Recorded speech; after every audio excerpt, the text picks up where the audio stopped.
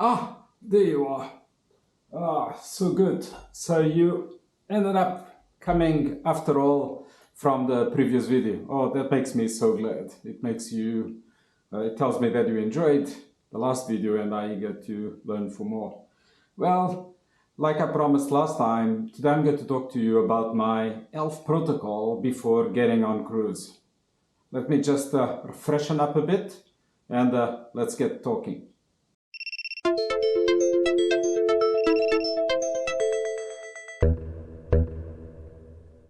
To define a health protocol, we need to know what are the risks we are facing. And once we know the risks, we understand what it is that we need to do to avoid such risks.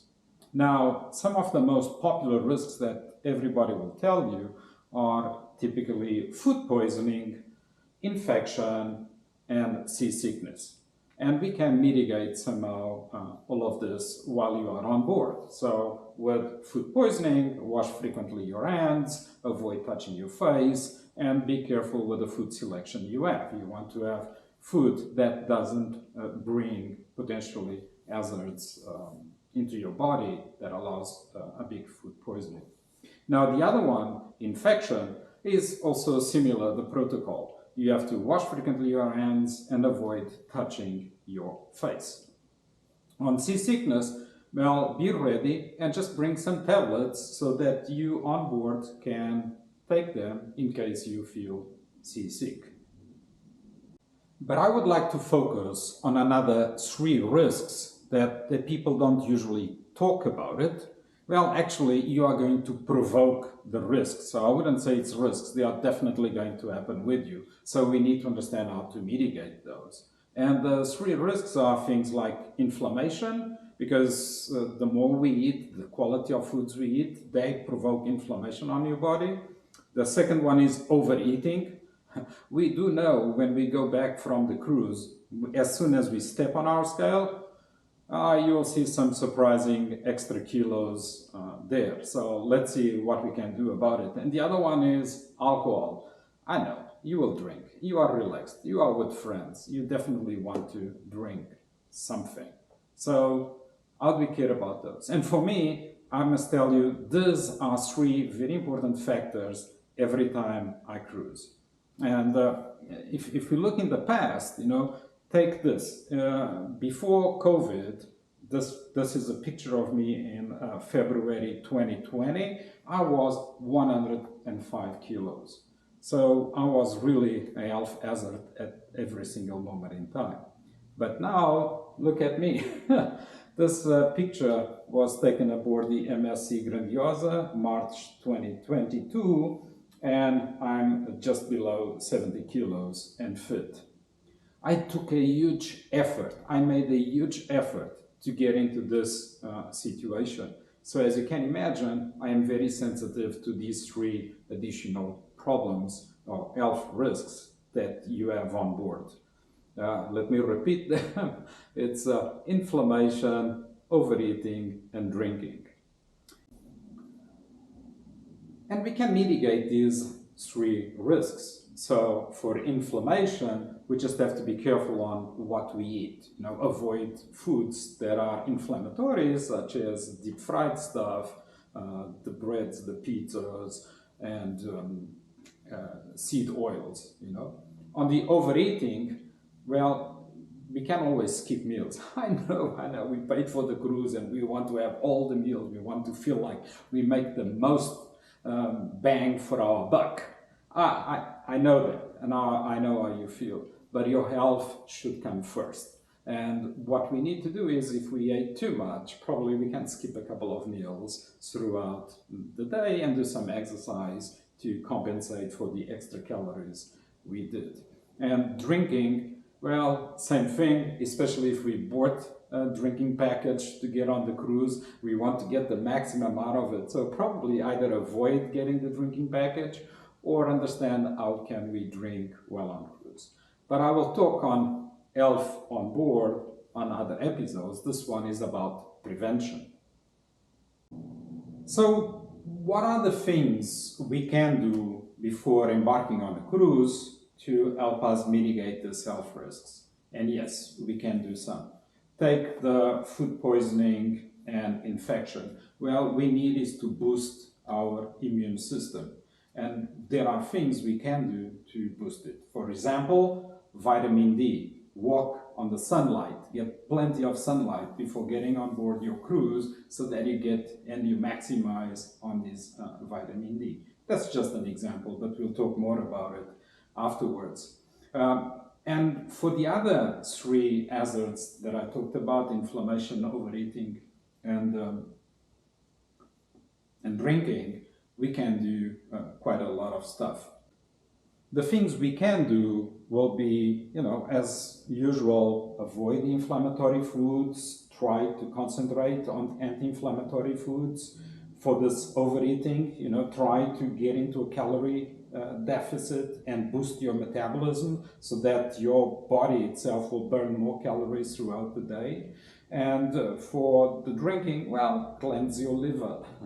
That is a good thing. And one thing that is in common with all of this that you can do, reduce carbs and sugar. It will help a lot with this stuff.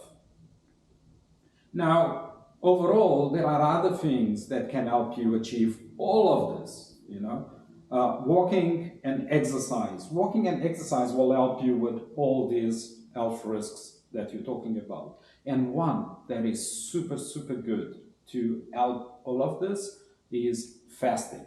And both formats, either a prolonged fasting, which resets your immune system, or intermittent fasting, which helps you get into a calorie deficit much faster. Before going on our cruise, what we want to do is that fasting, because the fasting is the one that will give us the most benefits out of it. So in the week before, we should try to achieve a 4-day fast, at the minimum a 3-day fast, okay? Because this fast will get you into a calorie deficit and allow you to boost your immune system. Now, the protocol for fasting, what we need to understand is your body will lose electrolytes throughout the fasting. Of course, it will reduce the calories, that is a given, but the main is the electrolytes which your body needs to replenish on a daily basis. And we need to replenish it with 0 calories in order to not reset your fast.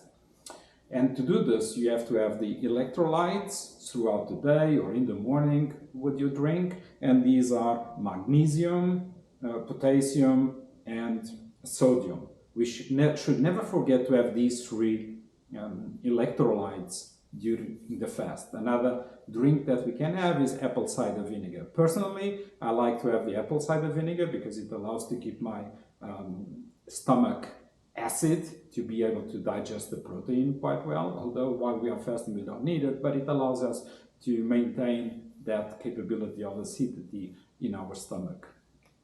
And dilute the electrolytes with 2 tablespoons of apple cider per day in a glass of water. And that's how I do about it. The other thing is, during this week, walk frequently on the sunshine to boost your vitamin D. And that is super important. Now, fasting is difficult, especially if you haven't done it before. And a 3-day or 4-day fasting, which is the ideal before the cruise, is really, really something difficult. So what I recommend is, if we think that the week before the cruise we are going to do somehow this fasting in the middle, and don't forget that we have to come out of the fasting, and I will talk in a minute on the protocol to come out of the fasting. But before the fasting, probably you want to get into it and understand how to get it. So what I recommend is the protocol starts a week earlier, and the week earlier we do some intermittent fasting. And this will allow us to get into that capability of doing fasting much easier. And there are a couple of things. So we need to practice shortening our window of eating and changing the quality and the type of foods we are eating during that period. Because the thing that produces us the most craving, so that we generate all that anger and wanting to eat, are basically carbs and sugar. You want to get rid of that as much as you can before your fast. So try to practice the time-restricted feeding or intermittent fasting, and it's quite simple. You know, just have your breakfast a little bit later each day and your dinner a little bit earlier. So throughout these days, you will be reducing all these fasting windows. You will be reducing your eating windows and increasing your fasting windows.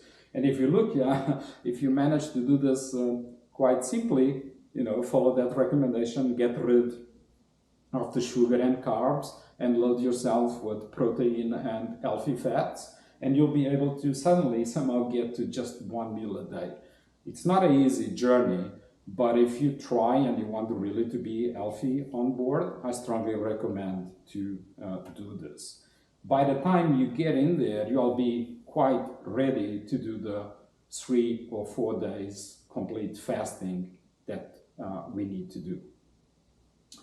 And after we've been doing this fasting, so we've done 1 week of intermittent fasting to get our body adapted into this new way of eating and prepare us for the fasting window. Don't forget, walk plenty, go to the sun, have a walk by the sunshine. And then, just before we get on the cruise, we want to increase our metabolism, like I mentioned, because by increasing your metabolism, we can have a little bit more calories and your body will digest them without getting fatter or reserving them in your body, okay? So let's put another week now between the fasting and between the cruise. We put a week of strength and weightlifting training to boost and to generate more muscle, which will allow us to get our higher metabolism that will burn more calories throughout the day. Once again, if you haven't done it before, you're not going to do a big increase, but every little bit helps. So my protocol is simply having 3 weeks before your cruise, where the week immediately before you do a lot of exercise, especially weightlifting. You continue to do your daily walks, have a lot of sunshine, complement your meal with omega-3, which is good to combat inflammation. Load yourself on vitamin D to avoid infections and diseases, as well as vitamin C for things such as a flu. And maybe get your flu vaccines before getting on the cruise, or plenty of time before, so that we are ready for anything that can happen. The week before, do the fasting. There is where you want to do the 4-day fasting somewhere in there. That will reset your immune system.